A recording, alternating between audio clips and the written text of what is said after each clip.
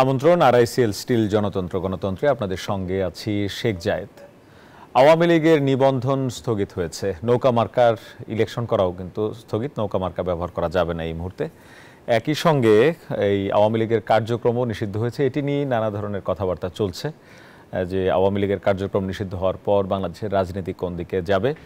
এছাড়া বাংলাদেশে বিদ্যমান যে রাজনৈতিক দলগুলো আছে এই সময়টিতে, ওই গণঅভ্যুত্থানের পরবর্তী এই সময়টিতে নিজেদের মধ্যেও কিছুটা প্রতিযোগিতা, কাদা ছোড়াছড়ি, একে অপরের বিরুদ্ধে নানা ধরনের অভিযোগ, এই পরিস্থিতি বিরাজ করছে। সব মিলিয়ে রাজনীতির গন্তব্য কোথায়, এ নিয়ে কথা বলতে চাই। আমাদের সঙ্গে তিনজন অতিথি রয়েছেন। সিনিয়র সাংবাদিক সোহরাব হাসান রয়েছেন আমার ঠিক ডান পাশে, তারপরে আছেন ফয়েজ আহমদ, প্রধান উপদেষ্টার সিনিয়র সহকারী প্রেস সচিব, এবং আছেন অধ্যাপক ডক্টর আসিফ মোহাম্মদ শাহান, উন্নয়ন অধ্যয়ন বিভাগ, ঢাকা বিশ্ববিদ্যালয়। আপনাদের তিনজনকে স্বাগত জানাই আজকের আলোচনায়। প্রসঙ্গ বলে দিয়েছি শুরুতেই যেতে চাই অধ্যাপক আসিফ মোহাম্মদ শাহান আপনার কাছে। রাজনৈতিক এখন যে পরিস্থিতি দেখছেন, এটাকে কিভাবে মূল্যায়ন করবেন? রাজনীতির গন্তব্য আসলে কোথায়? না, ধন্যবাদ। আমরা তো একটা খুব ক্রিটিক্যাল একটা সময়ের মধ্যে দিয়ে যাচ্ছি, এটা তো আর বলার অপেক্ষা রাখে না। এখন বর্তমানে আমরা যে বাস্তবতায় দাঁড়িয়ে আছি, সেই জায়গাটায় আমরা যেটা দেখলাম যে আওয়ামী লীগের যে নিষিদ্ধকরণ সেটা হয়ে গেছে, কার্যক্রমের নিষিদ্ধকরণ সেটা, এবং আমরা ইতিমধ্যেই দেখেছি হচ্ছে নির্বাচন কমিশন থেকে তাদের রেজিস্ট্রেশন যেটা সেটা বাতিল করা হয়েছে, এবং এটা পরিষ্কার স্থগিত করা হয়েছে, এবং এটা মোটামুটি পরিষ্কার যে আগামী নির্বাচনের যে টাইমলাইনের কথা আমরা জানি, সেই টাইমলাইনে আওয়ামী লীগের নির্বাচনে হচ্ছে গিয়ে অংশগ্রহণ করা হচ্ছে না। এক্ষেত্রে দুটো ব্যাপার চলে আসছে। প্রথমত, আমরা যে জিনিসটা নিয়ে কথা বলতে পারি যে এই যেই প্রক্রিয়ায় বা যে আন্দোলনের মাধ্যমে এটা অ্যাচিভ করা হলো, সেই ক্ষেত্রে যদি দেখি যে এটা ইনিশিয়াল লিড এনসিপি দিলেও পরবর্তীতে এই আন্দোলনের কর্তৃত্ব আসলে কার হাতে ছিল সেটা নিয়ে একটা প্রশ্ন চলে আসছে। কারণ এই বিষয়টা ইম্পর্টেন্ট হচ্ছে এই কারণে, আমার রাজনীতি এর পরে যে বাঁকটা নিবে, সেই বাঁকের সুযোগটা কোন দল নিবে, সেটা কিন্তু হচ্ছে গিয়ে বড় গুরুত্বপূর্ণ ব্যাপার যাবে হচ্ছে গিয়ে এইটার ক্রেডিটটা কে ক্লেম করতে পারবে সেই জায়গাটাতে। দ্বিতীয় যে ব্যাপারটা, যেটা ভোটের ক্ষেত্রে খুব গুরুত্বপূর্ণ, যে আমরা জানি যে আপনি যখন হচ্ছে গিয়ে একটি রাজনৈতিক দলকে আপনি স্থগিত করলেন, ইলেকশন যখন হবে, আমরা এখন পর্যন্ত বিভিন্ন সার্ভে বা এগুলোতে যা দেখছি যে এই দলটার মিনিমাম লেভেল 15 থেকে 20% তার ভোট আছে। এখন এই ভোটাররা, এবং অনেকে বলছেন যে হচ্ছে গিয়ে এর চাইতেও বেশি আছে, সো আমি যদি 15 to 20 বা 25 যাই ধরি না কেন, এই ভোটাররা ভোটের সাথে কোথায় যাবে? এবং তাদের হাতে যেটা আছে, তাদের হাতে আমরা যেটা সোজা বাংলায় বলতে পারি দুটো অপশন। এক, তারা কোনো ভোট দিলেন না, বাসায় বসে থাকলেন, অথবা দুই, তারা সুইচ করলেন, তারা অন্য কোনো একটা পলিটিক্যাল পার্টিতে সুইচ করলেন। যদি তারা সুইচ করেন, তাহলে সেই ক্ষেত্রে যে বিদ্যমান রাজনৈতিক দলগুলো আছে সেটির কোনটিকে তারা বেছে নেবেন, সেটা একটা গুরুত্বপূর্ণ প্রশ্ন হচ্ছে গিয়ে চলে আসে। যেহেতু বিএনপি সরাসরি শাহবাগে যায়নি, একটা সিম্প্যাথি তাদের দিকে থাকতে পারে। অন দি আদার হ্যান্ড, যেহেতু হচ্ছে গিয়ে বিএনপি এটাকে স্বাগত জানাচ্ছে, কিন্তু ওই আন্দোলনে বিএনপির অংশগ্রহণ তুলনামূলকভাবে আমরা দেখেছি হচ্ছে গিয়ে ছিল না, সো সেই সিম্প্যাথি জামায়াত, হেফাজত, আরো ইসলামী আন্দোলন, এনসিপি, রাইট, সেটা হচ্ছে গিয়ে ছিল। এই ভোটটা সেদিকে যেতে পারে, সেটা বিএনপির ভোটের যে ক্যালকুলেশন সেটাকে আরো স্ট্রং করতে পারে। On the other hand, NCP আমার ধারণা যে জায়গাটায় পড়ছে, যে এনসিপি বারবার নিজেকে দাবি করছে যে তারা একটা সেন্ট্রিস্ট দল, কিন্তু এনসিপি যখন হচ্ছে গিয়ে আপনি গণজমায়েত করছেন, সেইখানে কিন্তু হচ্ছে গিয়ে এনসিপির এই সেন্ট্রিজম নিয়ে একটা প্রশ্ন চলে আসছে। সো ভবিষ্যতের রাজনীতিতে এনসিপির জন্য একটা চ্যালেঞ্জের বিষয় হবে যে তারা যে নিজেদেরকে সেন্ট্রিস্ট বলছে, তাদের এই সেন্ট্রিস্ট ফিলোসফিটা আমরা যে রাইট উইং যে পলিটিক্যাল পার্টিগুলো দেখছি তাদের থেকে আসলে কতখানি আলাদা। এই জায়গাটা এনসিপি কতখানি পরিষ্কার করতে পারবে সেটার উপরে ডিপেন্ড করবে হচ্ছে গিয়ে এনসিপি রাজনীতি কোথায় যাবে। কারণ এই দুটো দলের রাজনীতি এই কারণে ইম্পর্টেন্ট যে এই দুটো দল কীরকম নেগোশিয়েট করবে, কীরকম বার্গেন করবে। এনসিপি যদি হচ্ছে গিয়ে এর পরে আবারও কখনো ফিল্ডে নামতে হয়, সেক্ষেত্রে সে কি তার নিজের শক্তি দেখাতে পারবে কি পারবে না, নাকি তাকে আবারও ডানপন্থীদের উপর নির্ভর করতে হবে। এইটার উপর আবার ডিপেন্ড করবে হচ্ছে বিএনপির উপরে এই রাজনৈতিক দলগুলো কতখানি প্রেশার ক্রিয়েট করতে পারবে রিফর্মের জন্য বা সংস্কারের জন্য। কারণ আপনি যদি দেখেন বর্তমান বাস্তবতায় বিএনপি যেখানে দাঁড়িয়ে আছে, সেই জায়গাটাতে বিএনপি অবশ্যই দ্রুত নির্বাচন তার জন্য সুবিধাজনক একটা সময়। এখন বিএনপির কোনো ধরনের ইনসেন্টিভ নাই দ্রুত নির্বাচনের দাবিটাকে বাদ দিয়ে অন্য কোনো জায়গায় জোর দেওয়া। শুধুমাত্র তখনই বিএনপি সেটাতে মনোযোগ দিতে পারে যখন কেউ তার উপর প্রেশার ক্রিয়েট করতে পারবে। সেই প্রেশার ক্রিয়েটটা যদি করতে হয় তাহলে আসতে হবে বাকি জায়গাগুলোতে। এখন বাকি দলগুলো আবারও হচ্ছে গিয়ে কতখানি মোবিলাইজ করতে পারবে সেইটার একটা পথ আমরা দেখতে পাবো। কারণ ইতিমধ্যে আমরা দেখছি যে এনসিপি নিজেকে একটু এলিয়েনেট করার চেষ্টা করছে, তাহলে ভবিষ্যতে এনসিপি কি নিজের ফিল্ড যে পাওয়ার সেটা নিয়ে নামতে পারবে, আবারও যদি ডিপেন্ড করতে হয় সেই সাপোর্ট সে পারবে কিনা সেইটা আবার ডিটারমাইন করবে হচ্ছে গিয়ে আমরা দেখতে পাচ্ছি যে বিএনপির উপর আপনি কতখানি প্রেশার ক্রিয়েট করতে পারবেন সেটা আবার ডিটারমাইন করবে রং বদলাচ্ছে, বাট একটা প্যাটার্ন আপনি দেখতে পাচ্ছেন যে ভোটের রাজনীতিটা যে ভাগে ভাগ হয়ে যাচ্ছে এবং দেশের রাজনীতিটাও যেভাবে ভাগ হয়ে যাচ্ছে সেটা একটা প্যাটার্ন এখন খুব পরিষ্কার হয়ে যাচ্ছে যে আমরা আলটিমেটলি রিফর্ম এবং ইলেকশন দুটোর কথাই তো আমরা বলছি, কারণ ভবিষ্যতের রাজনীতিতে এই দুটো জিনিস নিয়েই হচ্ছে গিয়ে পরিবর্তিত হবে বা গড়ে উঠবে। সেই জায়গায় এদের মোবিলাইজেশনের ক্যাপাসিটির উপর ডিপেন্ড করবে তাদের সাকসেস, এবং আমরা যে আন্দোলনটা দেখলাম সেটার যে কনসিকুয়েন্স সেটা কিন্তু হচ্ছে গিয়ে ডিটারমাইন করে দেবে যে কোন দল আসলে কতখানি মোবিলাইজ করতে পারবে। ধন্যবাদ আপনাকে। আওয়ামী লীগের কর্মকাণ্ড নিষিদ্ধ করায় উদ্বেগ প্রকাশ করেছে ভারত। এছাড়া এই সময়টিতে আমরা যেটি দেখছি যে আমাদের সীমান্ত দিয়েও পুশিন করা হচ্ছে, বিভিন্নভাবে পোক করার চেষ্টা করা হচ্ছে। ভারত আমাদের 3 দিকে। তো এই যে একটা পরিস্থিতি, এই পরিস্থিতিতে মানে সরকার নিজের জায়গা থেকেও কি কোনো রকম অস্বস্তি বোধ করছে? ফয়েজ ভাই। জি, আপনাকে ধন্যবাদ। প্রথম কথা হচ্ছে যে আপনি যেটা আওয়ামী লীগকে নিষিদ্ধ করায় ভারত উদ্বেগ প্রকাশ করেছে, ভারতের উদ্বেগের অনেকগুলি কারণ থাকতে পারে। আমার কাছে একটা কারণ স্পষ্ট, সেটা হচ্ছে যে ভারত এমন অনেক মানুষকে আওয়ামী লীগের প্রধান সহ তার নিজ দেশে আশ্রয় দিয়েছে যেই দলটির কার্যক্রম তার নিজ দেশে স্থগিত কেন, সন্ত্রাসের সঙ্গে সম্পৃক্ত হওয়ার ফলে। সুতরাং স্পষ্টতই ভারত তার নিজ ভূখণ্ডে সন্ত্রাসদের আশ্রয় দিয়ে রেখেছে। এটা যে কোনো দেশের জন্যই অস্বস্তির কারণ হতে পারে। সেই জায়গা থেকে ভারতের উদ্বেগ কিনা সেটা একটা দেখার বিষয়। আরেকটা, আপনি বলছেন যে পুশিনের বিষয় বলছেন, ডেফিনেটলি এটা তো এক ধরনের উদ্বেগের, যে যদি বাংলাদেশের কোনো সিটিজেন ভারতের কোনো না কোথাও কোনো রাজ্যে যেখানে হোক অবৈধভাবে বসবাস করেন, তাদেরকে তারা বাংলাদেশে পাঠানোর বা তাদের আইন অনুযায়ী ব্যবস্থা নেওয়ার অধিকার রাখে। সেক্ষেত্রে দুই দেশের মধ্যেকার যে সম্পর্ক, তাতে আলাপ আলোচনার মধ্য দিয়ে বিনিময়ে বা ফেরত পাঠানো এরকম নানান প্রক্রিয়া আছে। আনফর্চুনেটলি আমরা দেখছি ভারত আমাদের সীমান্ত এলাকায় এসে এমন কিছু মানুষদেরকে ছেড়ে দিয়ে যাচ্ছে যারা বাংলাদেশের নাগরিক নয়। সো এইটা একটা উদ্বেগের তো বটেই। এই বিষয়টা আমাদের কূটনৈতিকভাবে মোকাবেলার চেষ্টা হচ্ছে। আশা করা যায় এর একটা আশানুরূপ সমাধানের দিকে পৌঁছানো যাবে। আর শুরুর পয়েন্টে যদি আমি আবার একটু আসি, আমাদের দেশের সার্বভৌমত্বের, আমাদের জনগণের, আমাদের এখানে একটি গণ অভ্যুত্থান সংগঠিত হয়েছে। সেই গণ অভ্যুত্থানের সঙ্গে যারা সরাসরি সম্পৃক্ত, তাদের জীবনের নিরাপত্তা, তাদের জানমালের নিরাপত্তা, এই বিষয়গুলি আমাদের কাছে অত্যন্ত গুরুত্বপূর্ণ।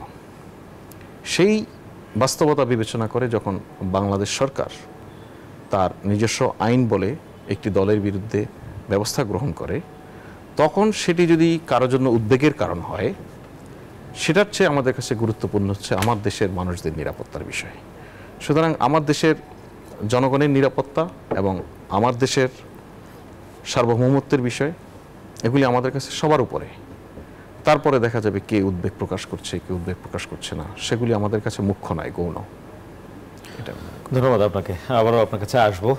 সোহরাব হাসান, রাজনীতি কোন থেকে যাচ্ছে? আমরা দুজনের জায়গা থেকে বলছিলেন। ধন্যবাদ আপনাকে এবং আমাদের সহ আলোচককে শুভেচ্ছা।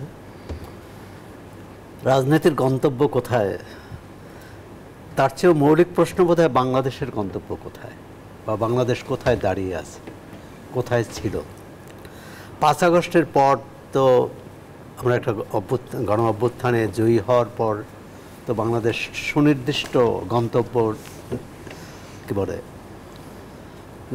নির্ধারণ করার কথা, সেই লক্ষ্যে এগোনোর কথা, এবং যেহেতু একসঙ্গে যারা আন্দোলন করেছে, সংগ্রাম করেছেন, বিজয়ী হয়েছেন, তাদেরকেও কিন্তু একটা ঐক্যতান থাকার কথা, আচরণে, আলোচনায়, কথাবার্তায় এবং কর্মকাণ্ডে। কিন্তু সেটা কোথায় জানি ছেদ পড়েছে, ভেঙে গেছে। এখন অধ্যাপক শাহান যেভাবে বলেছেন, তো মনে হচ্ছে যে মানে নির্বাচনের ব্যাপারে তিনি শতভাগ নিশ্চিত যে এই হবে, নির্বাচনে এই ফলাফল। কিন্তু নির্বাচন নিয়ে একটা সংশয় তো আছে, জনমনে আছে। এখন এটি দূর করার দায়িত্ব সরকারের। আর ভোটের হিসাব নিকেশ ঠিক আছে, এটা থাকবে, কিন্তু একটা বড় যেটা আমি বলবো যে ধরুন আওয়ামী লীগ দল হিসাবে তার কার্যক্রম নিষিদ্ধ করা হয়েছে এবং ভবিষ্যৎ যেহেতু নিবন্ধন নেই, হয়তো দলীয়ভাবে দাঁড়াতে পারবে না, কিন্তু আওয়ামী লীগের একজন ভোট আছে, নেতা না, ব্যক্তি, মানে আওয়ামী লীগের কোনো নেতা যার বিরুদ্ধে কোনো মামলা নেই, ব্যক্তি কি বলে স্বতন্ত্র প্রার্থী হিসেবে দাঁড়াতে পারবে না। এবং এই রাজনৈতিক পরিস্থিতি যদি থাকে এবং নির্বাচন তো যদি আগামী ডিসেম্বরে হয় বা জুনে হয়, এমনকি ডিসেম্বরেও, তা জুনে হলে সম্ভাবনাটা বেশি, অনেক বেশি সংখ্যক আওয়ামী লীগ প্রার্থী থাকবে, আওয়ামী লীগের, মানে আওয়ামী লীগের হিসেবে নয়, ব্যক্তি হিসাবে, স্বতন্ত্র হিসাবে। এবং তখন ভোটের হিসাব নিকেশ কোন দিকে যায় বলা কঠিন, কারণ প্রতিদ্বন্দ্বী কিন্তু রাজনীতির মাঠে, ভোটের মাঠের প্রতিদ্বন্দ্বী কিন্তু আওয়ামী লীগ বনাম বিএনপি এবং কিছুটা জামাত, হয়তো এনসিপি নতুন কোথাও কোথাও করবে। এখন এখানে বিএনপি যেরকম দল এবং আওয়ামী লীগও যেরকম দল, সেক্ষেত্রে আওয়ামী লীগ তো এখন মাঠ ছাড়া, বিএনপির অনেক ক্ষেত্রে অনেক জায়গায় কিন্তু একাধিক প্রার্থী থাকার সম্ভাবনা আছে। একজনই মনোনয়ন পাবেন, কিন্তু সবাইকে বসাতে পারবেন খুব কম। এটা আওয়ামী লীগও পারেনি, বিএনপিও পারেনি অতীতে। তখন একটা হিসাব নিকাশ থাকবে এবং সবচেয়ে মানুষ বা এই আমাদের রাজনৈতিক যে সংস্কৃতি দেখে যে দল কোথায়, নেতা কোথায়, নীতি কোথায়, তার চেয়েও হচ্ছে আমার ব্যক্তি স্বার্থ।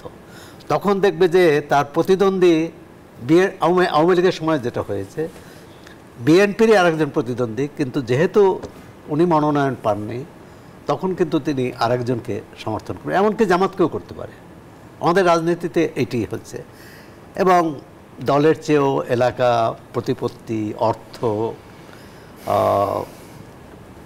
অস্ত্র, মানে পেশি শক্তি, এগুলো তো নির্বাচনের এতদিন প্রভাব সৃষ্টি করে এসেছিল। সেটা থেকে বেরিয়ে আসার কোনো পথ, আমরা যে সংস্কারের কথা বলছি, অনেক সংস্কার যেটা বেশিরভাগই তাত্ত্বিক, কিন্তু এই যে নির্বাচন পদ্ধতিটাকে স্বচ্ছ, সন্ত্রাসমুক্ত এবং পেশি শক্তিমুক্ত এবং কালো টাকা মুক্ত, এটি করার এখনো কোনো স্পষ্ট কোনো উদ্যোগ নেই, মানে উদ্যোগ নেই, কথা নেই।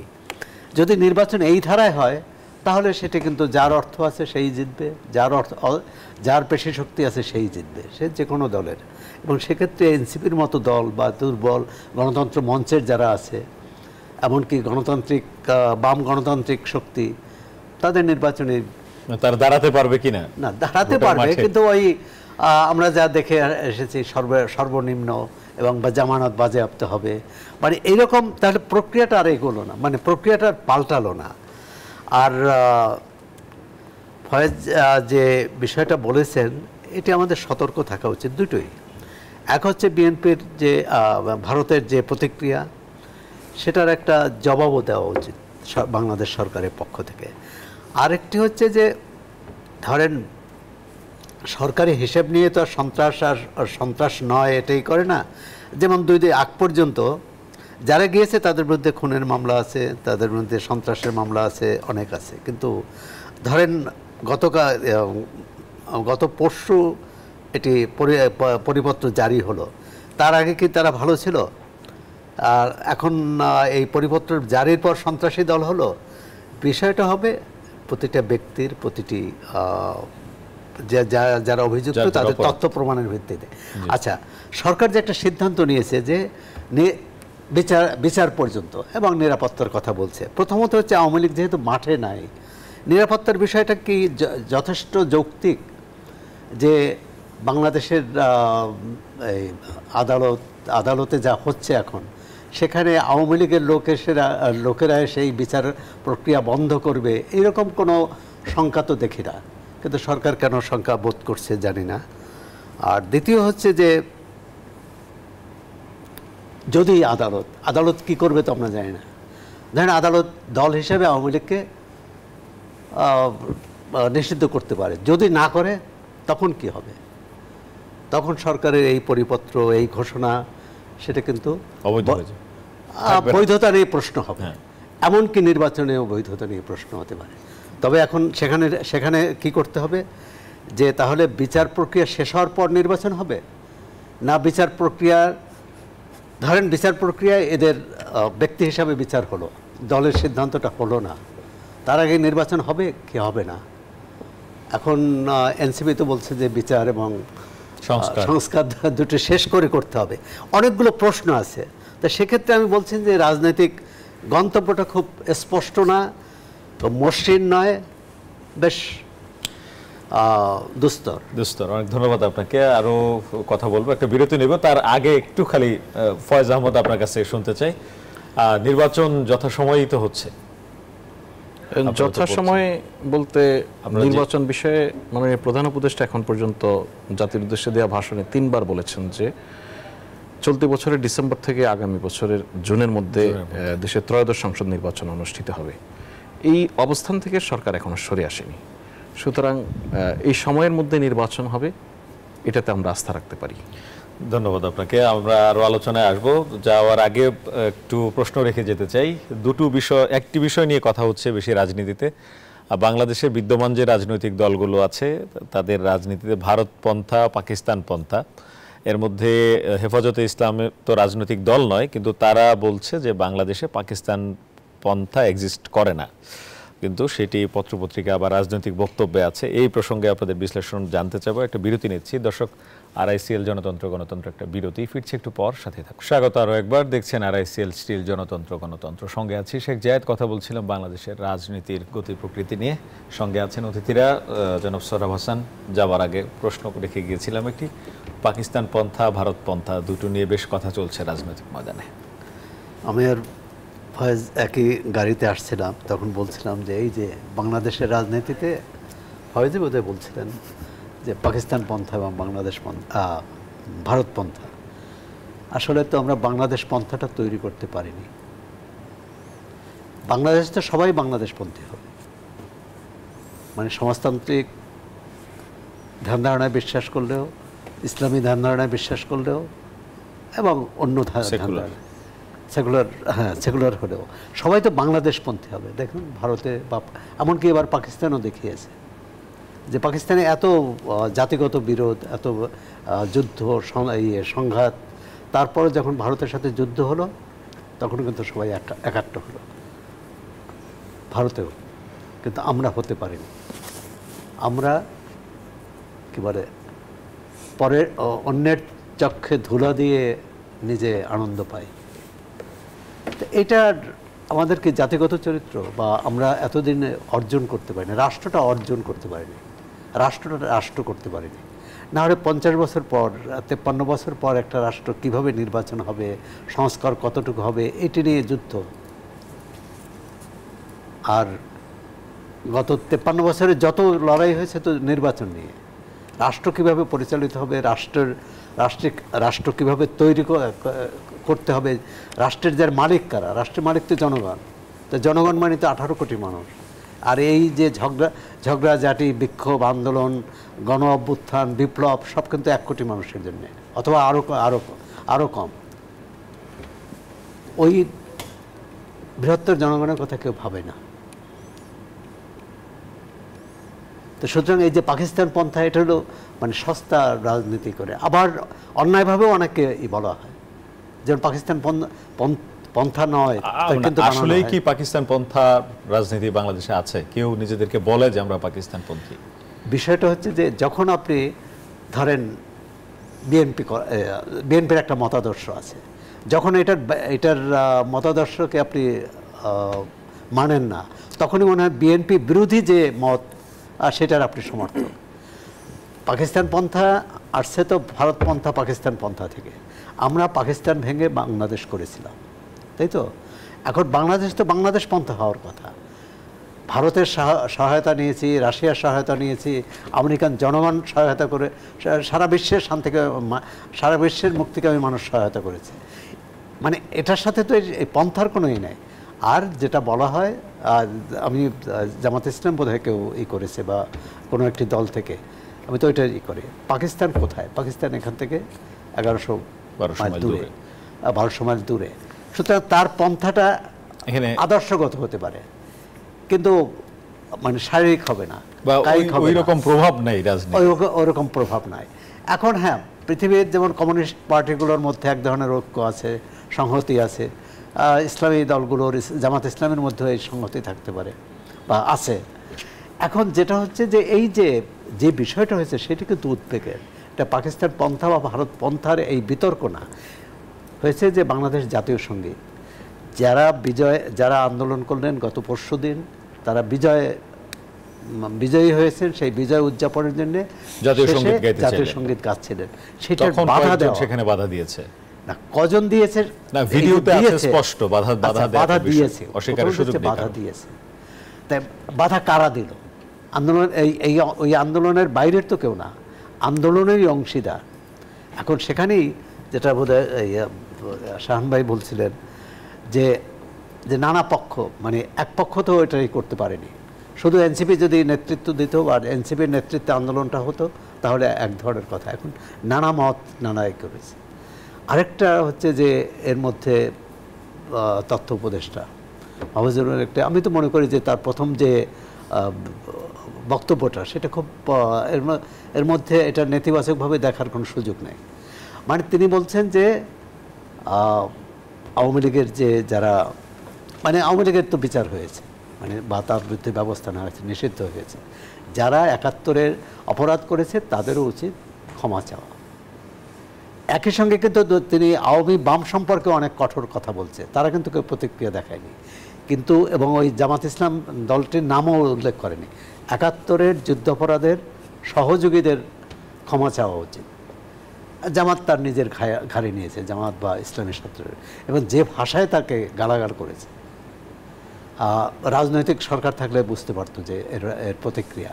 এবং তারপর তার নামে গরু জবাই করা হয়েছে, সেটা আবার সবাই উৎসব করে খেলো। না, এই তো মানে আমি বলছি যে এইটা তাহলে আইন থাকে কোথায়, শিষ্টাচার থাকে কোথায়, রাজনীতি কোথায়? আপনি যদি সন্ত্রাসকে রাজনীতি বলেন বা আমি যা খুশি জবরদস্তিকে রাজনীতি বলেন, এটা হতে পারে?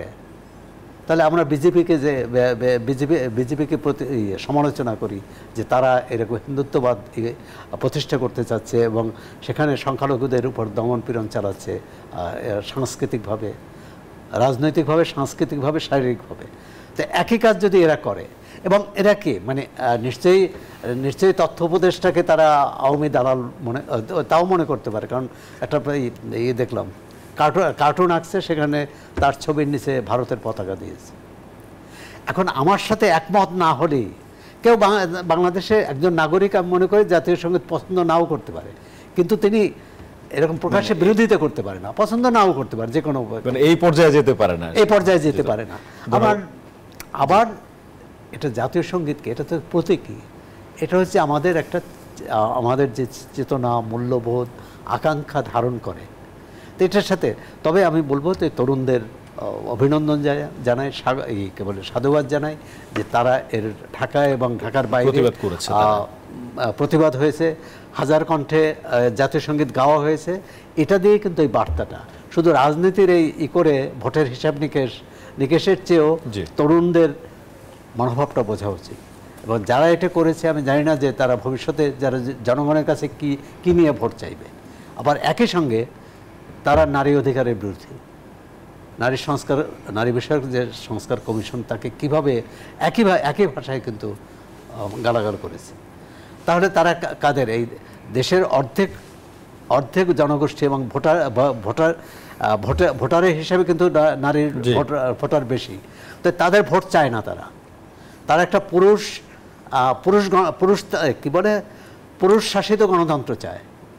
যে তারা ভোটে জয়ী হবে, সেটা এই রাষ্ট্রটা শুধু পুরুষদের অধিকার দেখবে, পুরুষদের কি বলে পুরুষদের স্বার্থ দেখবে। ধন্যবাদ আপনাকে অধ্যাপক আসিফ মোহাম্মদ শাহান। এই যে জুলাই বিপ্লবী বলি বা জুলাই আন্দোলনে যারা ছিলেন, তারা আবার আওয়ামী লীগ নিষিদ্ধের আন্দোলন করলেন, সেইখানে তাদের আন্দোলনে যখন পজিটিভ রেজাল্ট আসলো, সেখানে জাতীয় সঙ্গীত গাইতে যে আবার বাধাপ্রাপ্ত হওয়া, পরবর্তীতে আবার এক পক্ষ আরেক পক্ষকে সেখানে গ্রুপিং হয়ে যাওয়া, এই যে মানে নিজেদের মধ্যে মানে যারা হচ্ছে মানে আওয়ামী লীগ বিরোধী বা হচ্ছে জুলাই ঐক্যে যারা আছে বা ফ্যাসিবাদ বিরোধী ঐক্যে যারা আছে, মুহূর্তের মধ্যে অনৈক্য হয়ে যাওয়া, এই রকম পরিস্থিতি কি একটা ভালো সংস্কার, ভালো নির্বাচনের দিকে যাওয়া এটা সম্ভব? সম্ভব, সোজা কথা আমি বলি, একদম একদম সোজাভাবে বলি সম্ভব। প্রশ্ন হচ্ছে, আমার এই আইডিয়াটা খুব অলিক লাগে, আমার এই আইডিয়াটা খুবই অবাস্তব লাগে যে সকল রাজনৈতিক দল একইভাবে ঐক্যতানে এসে করে কাজ করবে। পৃথিবীর কোনো দেশে এটা হয় না। প্রত্যেকটা রাজনৈতিক দল, আমি একদম সোজা কথা বলি, তারা তাদের ইউটিলিটি ম্যাক্সিমাইজ করতে চায়। কোন উপায়ে কাজ করলে আমি সবচেয়ে বেশি বেনিফিটটা এসে করতে পারবো, that is how rational actors work. দেখুন, 5ই আগস্টে যেটা বাস্তবতা, প্রত্যেকটা রাজনৈতিক দলের একটা কমন শত্রু ছিল। সেই কমন শত্রুর কারণে আপনি একতাবদ্ধ হয়েছেন। সেই কমন শত্রু যখন চলে গেছে, এবং ওই ইস্যু হলে আবার এক হচ্ছে, ওই ইস্যু হলে আবার তারা এক হচ্ছে, কিন্তু সেই কমন শত্রু যখন চলে যাচ্ছেন, তখন প্রত্যেকটা রাজনৈতিক দল এসেনশিয়ালি হচ্ছে গিয়ে তার যে নিজস্ব পছন্দ, তার যে নিজস্ব আইডিয়া, নিজস্ব আইডিওলজি, নিজস্ব সংস্কারের ধারণা, সেটার ভিত্তিতে তারা ভাগ হবেন। এটা খুবই স্বাভাবিক। একটা গণতান্ত্রিক প্রক্রিয়ায় মতবিরোধ থাকাটা কোনো অলৌকিক ব্যাপার না, যে সবাই একইভাবে একই ইস্যুতে নিয়ে কাজ করবেন, সেটা সম্ভব না। পার্থক্যটা হচ্ছে কোথায়, মানে এই জিনিসটা যেটা হচ্ছে যে একটা, আমরা যেটাকে বলি যে একটা আজ ভার্সেস দ্যাম নেগেটিভে চলে যাচ্ছে। পার্থক্যটা এই ডিফারেন্স থাকাটার মধ্যে কোনো দোষ নেই, ডিফারেন্সটাকে আপনি কতটুকু স্ট্রেচ করছেন, কতটুকু এটাকে আজ ভার্সেস দ্যাম রিলেটিভে এই ন্যারেটিভে আপনি নিয়ে যাচ্ছেন, সেই জায়গাতে এসে হচ্ছে গিয়ে সমস্যাটা তৈরি হচ্ছে। এবং এইখানেও দেখেন, যেটা বললাম যে ইন্টারেস্ট আলাদা। আপনি সোজাভাবে চিন্তা করেন, আপনি বাংলাদেশ ন্যাশনালিস্ট পার্টির দিকে তাকান, বিএনপির দিকে তাকান, তার জন্য সবচাইতে বেশি মোটিভেটিং ফ্যাক্টরটা কি? দ্রুত ইলেকশন হবে, আমি নির্বাচনে যাব, কারণ এই মুহূর্তে আমি সবচেয়ে বড় দল। তাহলে আমি যদি জানি যে নির্বাচন যদি এখন হয়, তাহলে হচ্ছে কি আমার পক্ষে মানে নির্বাচনে জিতে ক্ষমতায় যাওয়া সম্ভব, এবং রিফর্ম তখন আমি আমার নিজের যেই ইচ্ছা, আমার 31 দফা আছে, আমার এই আছে, আমি সেই অনুযায়ী করব। এটা তো খুব র্যাশনাল একটা বিহেভিয়ার, ইউটিলিটি ম্যাক্সিমাইজ করার বিহেভিয়ার। এনসিপি জানে যে নির্বাচন যদি মানে রিফর্ম যদি না হয়, তাহলে বেসিক্যালি আমার কোনো অস্তিত্ব থাকছে না। আমার সার্ভাইভালের জন্য, আমার পলিটিক্যাল স্পেসের জন্য আমার হচ্ছে গিয়ে রিফর্ম দরকার। তাহলে এই যে প্রত্যেকটা দল তার নিজের ইন্টারেস্ট থেকে রিফর্মের ব্যাপারটাকে অ্যাড্রেস করবে, এটা খুব স্বাভাবিক। এখন যে আপনি যে প্রশ্নটা আমাকে করলেন যে এই জায়গায় আমরা একটা সহজ জায়গা, একটা ইস্যুর জায়গায় পৌঁছতে পারবো কিনা, আমরা পলিটিক্সে বা অনেক সময়ই যে আমরা গেম থিওরির কথা বলি, যে ন্যাশ ইকুইলিব্রিয়ামে পৌঁছানোর কথা বলি। দেখুন, যেই জিনিসটা গুরুত্বপূর্ণ, আমি যেটা বললাম যে এইখানে বিএনপি এনসিপির কথা শুনবে কিনা বা এনসিপি বিএনপির কথা শুনবে কিনা, এই পুরো জিনিসটা ডিপেন্ড করবে হচ্ছে গিয়ে কোন রাজনৈতিক দল আরেকটা রাজনৈতিক দলের সাথে কত ভালোভাবে নেগোশিয়েট করতে পারবে। আমি কত ভালোভাবে নেগোশিয়েট করতে পারবো, এইটা ডিপেন্ড করবে হচ্ছে গিয়ে আমি আরেকটা পলিটিক্যাল পার্টির উপর কতখানি প্রেশার ক্রিয়েট করতে পারবো। অ্যান্ড প্রেশার ক্রিয়েট করা মানে মারামারি করা না, প্রেশার ক্রিয়েট করা মানে ডায়ালগের মাধ্যমে হতে পারে। বিএনপি যদি বলে যে ফর ইনস্টেন্স আমি উচ্চ কক্ষ চাই না, বা উচ্চকক্ষ চাইলেও আমি উচ্চকক্ষে প্রপোর্শনাল রিপ্রেজেন্টেশন চাই না, এনসিপি তখন হচ্ছে গিয়ে বলতে পারে যে না, এই কারণে দরকার। এইটার সাথে অন্যান্য যেই রাজনৈতিক দলগুলো আছে তারা যদি এনসিপির সাথে যোগ দেয়, এই কারণে দরকার, তাহলে হচ্ছে কি আপনি একটা প্রেশার পয়েন্ট ক্রিয়েট করলেন, যেটার কারণে বিএনপি তখন এগেইন আবারও তার বিএনপি তার ইন্টারেস্টের জায়গা থেকেই চিন্তা করবে, আমি যদি এটা রিজেক্ট করি তাহলে ভোটাররা এটাকে নেগেটিভলি নিবে কিনা, আমি যদি এটা রিজেক্ট করি ভবিষ্যতে আমি টিকে থাকতে পারবো কিনা, as a result of that সে কম্প্রোমাইজে আসবে। সো দুটো দল দুটো ইন্টারেস্ট থেকে যে একটা কমন জায়গায় এসে পৌঁছানো, এটা বাংলাদেশের ইতিহাসই হয়েছে, অতীতেও আমরা দেখেছি এই ঘটনাটা ঘটেছে, এটা সম্ভব। সো এটাকে একদম, কিন্তু ওই আশায় যদি আমরা বসে থাকি যে সবাই দেশের মঙ্গলের জন্য, আমার মনে হয় ওই চিন্তা ভাবনাটা একটু চিন্তা করে যে ইন্টারেস্ট নিয়ে যদি কাজ করে তাহলে কিভাবে কমন গ্রাউন্ডে যাওয়া যায়, সেই দৃষ্টিভঙ্গি থেকে ধন্যবাদ আপনাকে। কথা বলছিলাম যেটা পাকিস্তান পন্থা বাংলাদেশ পন্থা, আমরা দেখেছি যে যে আওয়ামী লীগের যারা এখন বাংলাদেশে নাই তারা ভারতে আছেন বা অন্য দেশে আছেন, বা ভারত তাদের একটা শেল্টার দিচ্ছে। একটা সময় বিএনপির পক্ষ থেকেও যখন নরেন্দ্র মোদী ক্ষমতায় আসে, বিএনপির পক্ষ থেকেও ভারতের সঙ্গে একটা ভালো সম্পর্ক গড়ে তোলার চেষ্টা এটা ছিল। জামায়াতের আমিরও তার বক্তব্যে ভারত আমাদের বন্ধু প্রতিবেশী বা একটা কাছাকাছি বা দূরত্ব কমানোর মতো বক্তব্য দেয়া আমরা দেখেছি। আসলে কি পাকিস্তান পন্থা এক্সিস্ট করে কিনা, যেটা বলছে যে বাংলাদেশ পিন্ডির গোলামি করবে না? পিন্ডির গোলামি তো ৭১-এ শেষ হয়ে গেছে। জি, ধন্যবাদ। দেখুন, প্রথম কথা হচ্ছে কারোর পক্ষেই তার প্রতিবেশী পাল্টে ফেলা সম্ভব নয়, এই একটা বাস্তবতা। এই বাস্তবতা যেমন মেনে নিতে হয়, এই বাস্তবতাকে ব্যালেন্স করে যেমন চলতে হয়, কিন্তু কারো কোলে উঠে বসে যাওয়াও কোনো সমাধান নয়। আপনি ধরুন পাকিস্তান পন্থার কথা বলছেন, সেটা এক্সিস্ট করে কিনা। পাকিস্তান পন্থাটা কখন এক্সিস্ট করবে? যখন আপনার বন্ধুর শত্রু আপনার শত্রুতে পরিণত হবে। ধরুন আপনি রাজনৈতিকভাবে আপনি ভারত ঘেঁষা, ভারতপন্থা, যেটা আনফর্চুনেটলি আমাদের রাজনীতিতে আমরা দেখি। আবার ভারতের শত্রু পাকিস্তান। সো এখানে যে পাকিস্তানের বন্ধুত্বপূর্ণ সম্পর্ক ছিল বা আছে বা নানানভাবে জনপরিসরে আলোচনা আছে, সে এখানে আপনার শত্রু। এইভাবে এক ধরনের সম্পর্ক তৈরির বা সম্পর্ক দেখানোর চেষ্টা হয়। কিন্তু মুশকিল হচ্ছে, আপনি তো এই বাস্তবতা আমাদের রাজনীতিতে আমরা দেখেছি, কোনো দল, কোনো দেশ পন্থা, এরপরে গিয়েও কোনো দলের এই অংশ এই পন্থা, ওই অংশ আরেক পন্থা। হ্যাঁ, এটা বাংলাদেশের মানুষের জন্য এটা অত্যন্ত লজ্জার। এটা রাজনীতিবিদদের জন্য কতটা লজ্জার সেটা আমি জানি না, আমি রাজনীতি করি না, আমি রাজনীতির লোক নই। কিন্তু একজন সাধারণ নাগরিক হিসেবে আমাকে এটা পীড়া দেয় যে আমার দেশের যেই রাজনৈতিক দলগুলি আছে এরা হচ্ছে আমার চয়েস, এদের কাউকে না কাউকে আমাকে বেছে নিতে হবে আমার ভোটটি দেওয়ার জন্য। আমি আমার ভোট এমন একটি দলকে দিচ্ছি, সে আমার দেশপন্থী নয়, সে অন্য দেশপন্থী। অথবা আমি আমার ভোট এমন একটি দেশকে দিচ্ছি যার একটা অংশ ভারতপন্থী, একটা অংশ পাকিস্তানপন্থী, একটা অংশ বাংলাদেশপন্থী কথা বলে। এই একটা বৈচিত্র্যপূর্ণ জায়গা, এটা হওয়া উচিত নয়। এটা কেন হয়েছে? এটা হয়েছে শুরু থেকেই, বাংলাদেশ রাষ্ট্র জন্মের পর থেকেই এখানে নানান ভেস্টেড গ্রুপের নানান ধরনের ইন্টারেস্ট ছিল। ওই অর্থে কোনো রাজনৈতিক দলই বৃহৎ পরিসরে বাংলাদেশের নাগরিকের ইন্টারেস্টকে কখনো বড় করে না দেখে তাদের নিজ নিজ সময়ে ক্ষমতাকে লম্বা করার জন্য যা যা করা দরকার তা তা করেছে। এই জন্য এই পন্থাগুলি আমাদের এখানে অনেকটা বলবো স্থায়ী রূপ ধারণ করেছে। আপনি দেখুন, এই ভারতপন্থা পাকিস্তান পন্থা কখনো কখনো সুবিধা মতো ব্যবহার করা হয়, আমরা যেটাকে ট্যাগিং বলি। ট্যাগিং, আপনার প্রয়োজন হচ্ছে, আপনার আমাকে পছন্দ হচ্ছে না, আমি আপনাকে এই সময়ে ভারত পন্থা বললে আমি একটু বিপদে পড়তে পারি, বা আরেক সময় পাকিস্তান পন্থা বললে আমি বিপদে পড়তে পারি, সময় বুঝে আপনি আমাকে সেই ট্যাগিং করে দিচ্ছেন। এর চেয়েও বিপজ্জনক ব্যাপার যেটা, সেটা হচ্ছে আমাদের দেশে বিদেশি স্বার্থকে বিবেচনা করেও অনেকগুলি রাষ্ট্র, ধরুন আমার এখানে আমি একটি ইনভেস্টমেন্ট নিয়ে ভাবছি, আমার এখানে যে বিনিয়োগ আসলে বাংলাদেশের জন্য অগ্রগতি সামনে হবে, এরকম অগ্রগতিকে থামিয়ে দেওয়ার যার লক্ষ্য, হয়তো অন্য আরেকটি রাষ্ট্রের লক্ষ্য হতে পারে, সেই রাষ্ট্রের হয়েও এখানে আমাদের রাজনৈতিক দলগুলি অ্যাক্ট করে। এটা হওয়া উচিত নয়। আমরা প্রতিনিয়ত দেখি, আমরা ধরুন এখন আমাদের এখানে বন্দরে ইনভেস্টমেন্ট, সেই ইনভেস্টমেন্ট নিয়ে আলোচনা হচ্ছে। হ্যাঁ, বাংলাদেশের সার্বভৌমত্ব বিক্রি করে দেওয়ার চেষ্টা চলছে। আমার ইনভেস্টমেন্টে আমাদের চট্টগ্রাম পোর্ট, এটা চট্টগ্রামের নয় শুধু, এটা সারা বাংলাদেশের জন্য একটা বড় গুরুত্বপূর্ণ পোর্ট। আমাদের চট্টগ্রাম পোর্ট, আমরা এখানে যে আমাদের ইকোনমিক অগ্রগতির কথা বলছি, এর জন্য খুবই গুরুত্বপূর্ণ। আমার দেশের অগ্রগতি যারা থামিয়ে দিতে চায়, তারা কোনো না কোনোভাবে এখানে কাউকে না কাউকে প্রেরণ করে, এবং এখানে মানুষের মধ্যে এক ধরনের সন্দেহের উদ্বেগ ঘটানোর চেষ্টা করে যে এইটা বুঝি তুমি বিদেশি বিনিয়োগ আসলে, ধরুন ডিপি ওয়ার্ল্ড নামক একটি প্রতিষ্ঠান, সারা দুনিয়াতে বেশ নাম করা প্রতিষ্ঠান, তারা পোর্ট ম্যানেজমেন্টের জন্য, তারা পৃথিবীর 60টি দেশে বিজনেস করে, 60টি দেশে তারা বন্দর পরিচালনা করে। এই 60টি দেশের কোনোটিতেই এই বিতর্ক হয়নি যে ডিপি ওয়ার্ল্ড যাচ্ছে সেখানে অমুককে দিয়ে দিচ্ছে তমুককে দিয়ে দিচ্ছে।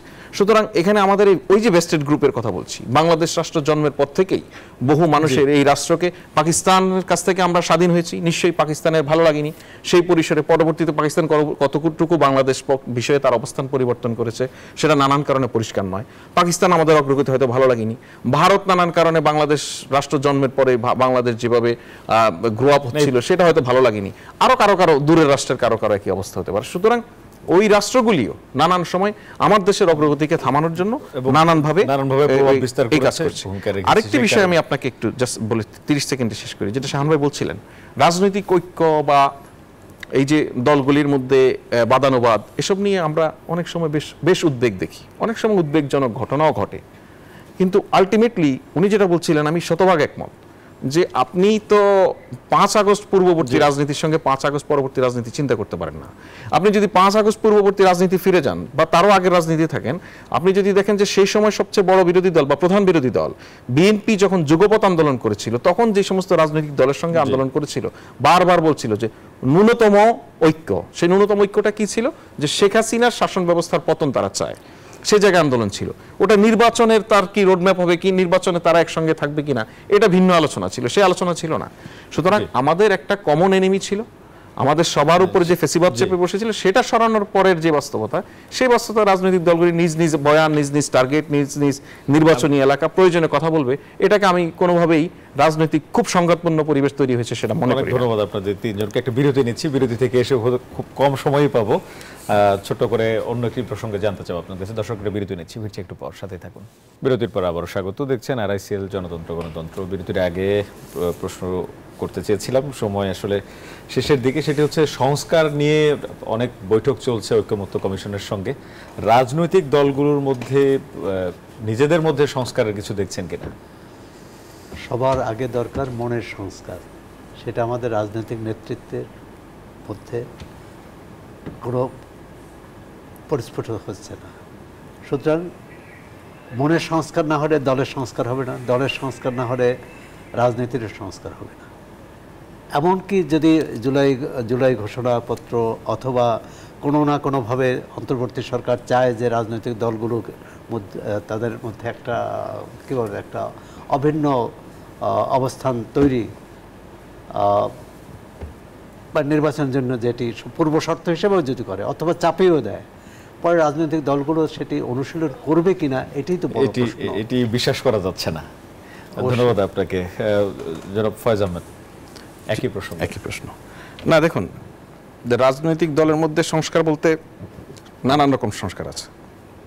দলের কাঠামোগত সংস্কার আসতে পারে, দলের নির্বাচন পদ্ধতি, দলের নির্বাচনে প্রার্থী নির্বাচন পদ্ধতি, নানান বিষয় আসতে পারে। কিন্তু আমি সংস্কার কতটুকু দেখছি বা না দেখছি, আমি কিছু ইতিবাচক দিক কিন্তু দেখছি। ধরুন, বিএনপি বাংলাদেশের এই মুহূর্তে সবচেয়ে বড় রাজনৈতিক দল। 5 আগস্ট পরবর্তী সময় যদি দেখেন আপনি, বিএনপি নানান কারণে তার নেতাকর্মীদের বিরুদ্ধে নানান অন্যায় অনিয়মের সঙ্গে জড়িয়ে পড়ার বিষয়ে ব্যবস্থা নিয়েছে। শুধু ব্যবস্থা নেওয়া নয়, প্রথমবারের মতো আমরা একটি রাজনৈতিক দলকে দেখেছি যে তার নেতাকর্মীদের বিরুদ্ধে বিএনপি মামলাও করেছে অপরাধে জড়িয়ে। এটা একটা ইতিবাচক দিক। এখন বিএনপির পক্ষে এটাকে আরও কতটা এনহ্যান্স করা সম্ভব, আরও কতটা গ্রাসরুটকে এটাকে নিয়ন্ত্রণে আনা সম্ভব, এই বিষয়গুলিকে যদি সিরিয়াসলি বিএনপি নিতে পারে, ভবিষ্যতে শুধু বিএনপির কল্যাণ হবে বিষয়টা তা নয়, বিএনপির মতো দলগুলির যে কোনো কল্যাণ দেশের মানুষেরও কল্যাণ। অনেক ধন্যবাদ। মানে আমাদের সামনে যদি দুইটা অপশন বলেন, তাহলে সবাই হঠাৎ করে ভালো হয়ে যাবে, এটা সম্ভব না, এটা ঘটবে না। এবং রাজনৈতিক দলগুলো যদি কোনো ইনসেন্টিভ না থাকে ভালো হওয়ার, তাদের ভালো হওয়ার কোনো কারণ নেই। ছোট্ট কথা, মানে পদ্ধতিগত সংস্কার সম্ভব। পদ্ধতিগত সংস্কার যদি আপনি করেন, তাহলে হচ্ছে আপনি নিয়ম কানুনটা এভাবে চেঞ্জ করবেন যে যার ফলে রাজনৈতিক দলগুলো তাদের বিহেভিয়ার চেঞ্জ করতে বাধ্য হবে। আপনি যতক্ষণ পর্যন্ত সেটা না করছেন, ততক্ষণ পর্যন্ত হঠাৎ করে সবাই ভালো মানুষ হয়ে যাবে, সেই ঘটনা ঘটবেন। অনেক ধন্যবাদ। দর্শক, আজকের আয়োজন এখানে শেষ করছি। প্রত্যাশা থাকলো জুলাই বিপ্লবে যেই চেতনা নিয়ে এই গণঅভ্যুত্থানটি হলো, সেই চেতনা নিয়ে সামনের নির্বাচন এবং নির্বাচনের পরবর্তী সরকার কাজ করবে, এই প্রত্যাশা রেখে আজকের আয়োজন এখানে শেষ করছি। ভালো থাকবেন।